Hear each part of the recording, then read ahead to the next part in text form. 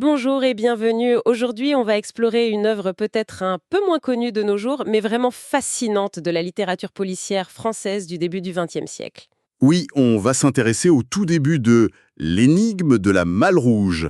C'est un roman de H.J. Magot. Ajimago, qui était en fait un pseudonyme, n'est-ce pas? Tout à fait, c'était un auteur très prolifique de romans populaires à cette époque-là. Et ce roman met en scène son personnage Paddy Wellgone, l'illustre détective privé. Alors, notre mission aujourd'hui, on va vraiment plonger dans le démarrage de cette histoire, sans rien dévoiler de l'intrigue, bien sûr. Non, pas de spoiler. L'idée, c'est de comprendre ce qui fait l'originalité de ce texte. Qui est ce narrateur si particulier? Comment l'intrigue est lancée? Quelle est cette ambiance, cette atmosphère de Nice au début du siècle? Et puis aussi, ce qui est intéressant, c'est de voir ce qui rend ce roman étonnamment moderne pour son temps. Il a été publié en 1913. Oui, c'est ça. On va essayer de saisir les ressorts de cette aventure qui commence, on peut le dire, sur les chapeaux de roue. Et de manière assez cocasse au départ. C'est ça qui est savoureux. On part d'une situation presque comique, une sorte de quiproquo, qui va lancer toute une affaire criminelle très complexe et pleine de suspense. Alors justement, parlons de celui par qui tout arrive, le narrateur, Antonin Bonassou. Comment il se présente? Il se décrit lui-même, avec une certaine ironie d'ailleurs, comme un pauvre petit employé des ponts et chaussées. Voilà. 24 ans, il vit à Nice et il trouve sa vie plutôt morne, quoi. Pas vraiment le profil du héros de polar classique. Non, pas du tout. Et c'est une partie de l'intérêt, je trouve. Antonin, c'est le jeune homme ordinaire, avec ses rêves de grandeur, ses petites vanités aussi. Et comment il se retrouve mêlé à tout ça? Eh bien, le hasard fait qu'il loge parfois dans le même immeuble que le très célèbre détective Paddy Wellgone. Ah, le fameux Wellgone. Oui. Et ce dernier s'absente pour un bon moment, 2 mois, je crois. Alors Antonin, un peu pour s'amuser, un peu par envie de se sentir important, il commence par accepter de prendre les messages pour lui. D'accord, juste prendre les messages au début. Oui, mais l'engrenage se met en place très vite. Il le dit lui-même. J'avoue que cette comédie me grisait. La vanité prend le dessus, clairement, et il finit par carrément clouer la carte de visite de Wellgone sur sa propre porte. Ah oui, quand même. Et là, forcément, Forcément, ça ne rate pas. Un visiteur arrive, un certain monsieur Cristini, agent d'assurance. Il cherche le grand détective, il voit la carte, et logiquement, il demande Paddy Wellgone. et Antonin, pris au dépourvu, mais Flatté, j'imagine? exactement. Il répond par une phrase très ambiguë. C'est ici. Que désirez-vous?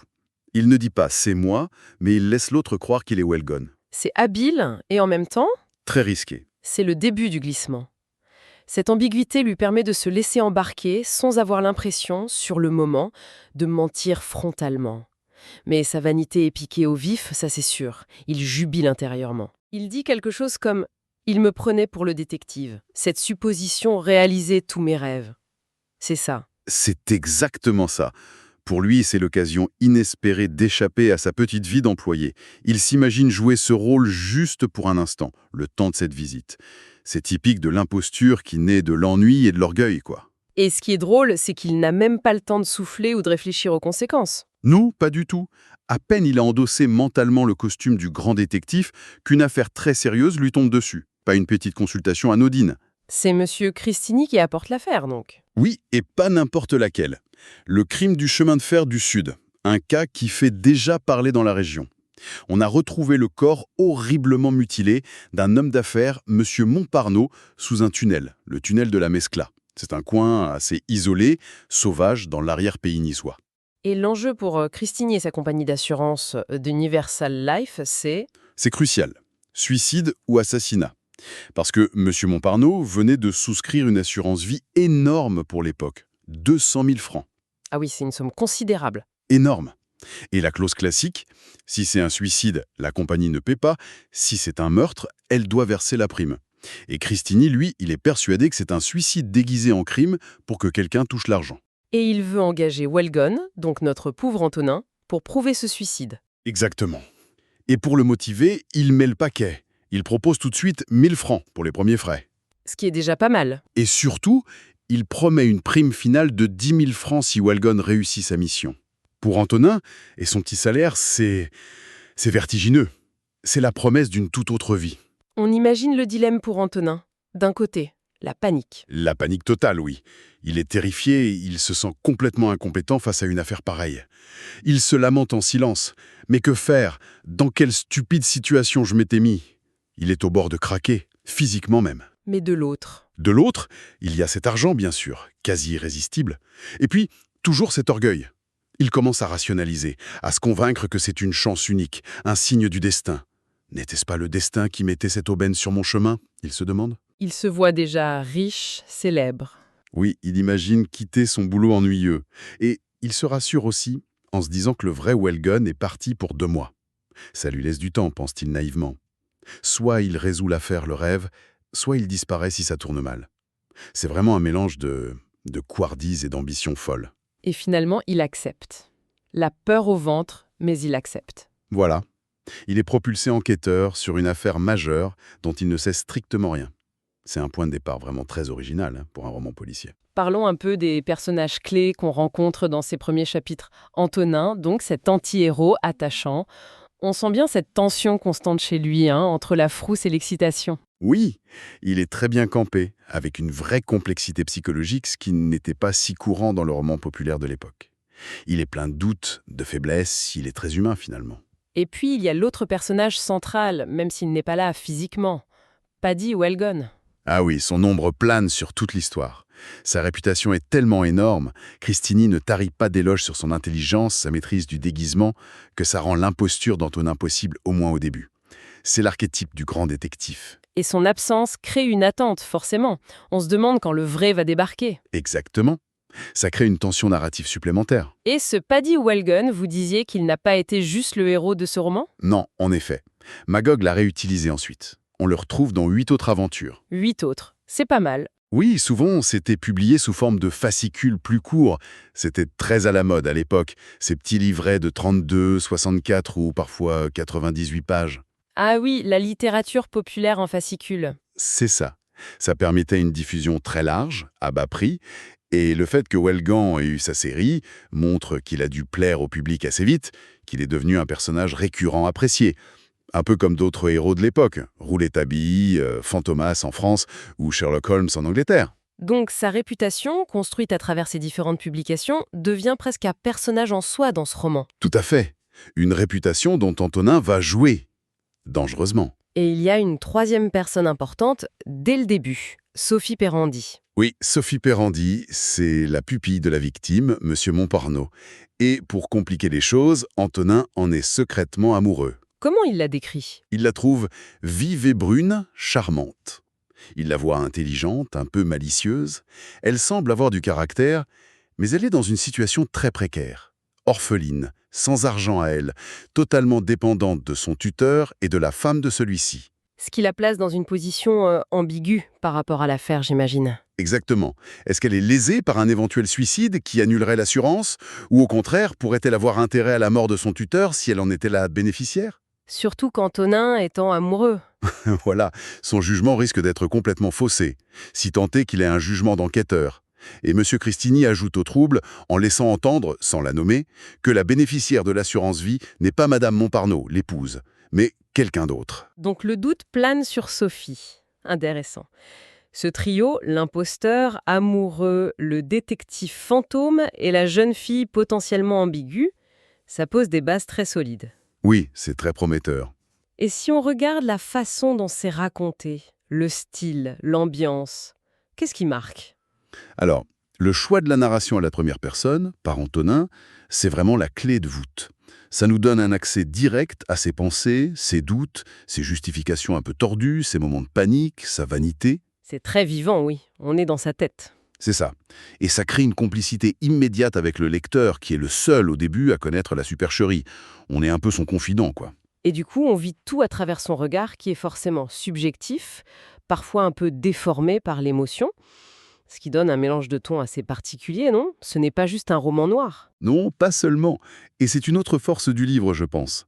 Bien sûr, il y a l'énigme policière classique, le crime, l'enquête à mener.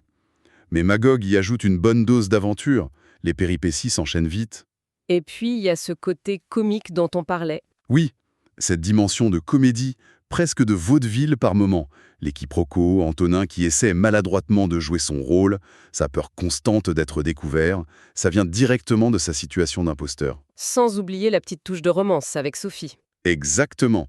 Ce mélange des genres, policier, aventure, comédie, romance, c'était assez typique de cette littérature populaire très riche de l'époque.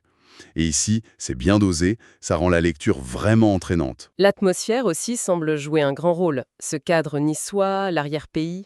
Ah oui, absolument. Magog ancre vraiment son histoire dans un lieu et une époque. On sent bien cette Côte d'Azur du début du XXe siècle. Il y a Nice, la ville moderne, la promenade des Anglais, le casino, une certaine mondanité. Mais l'action se déplace vite hors de la ville. Oui, très vite on part dans l'arrière-pays, plus montagneux, plus sauvage, plus inquiétant aussi. Les gorges de la Mescla, où on trouve le corps, c'est décrit comme un endroit isolé, encaissé.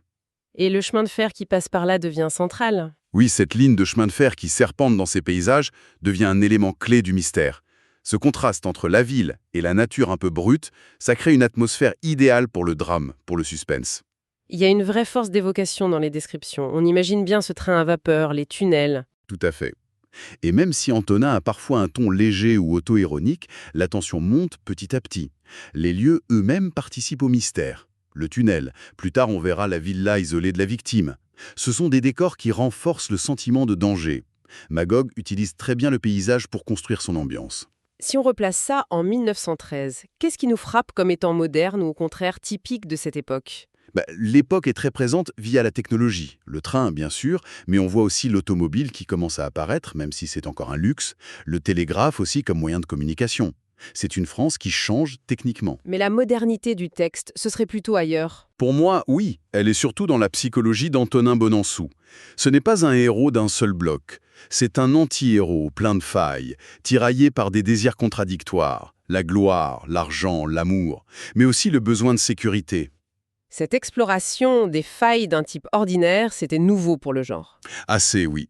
Le roman policier mettait plus souvent en scène soit des détectives géniaux, soit des criminels hors normes.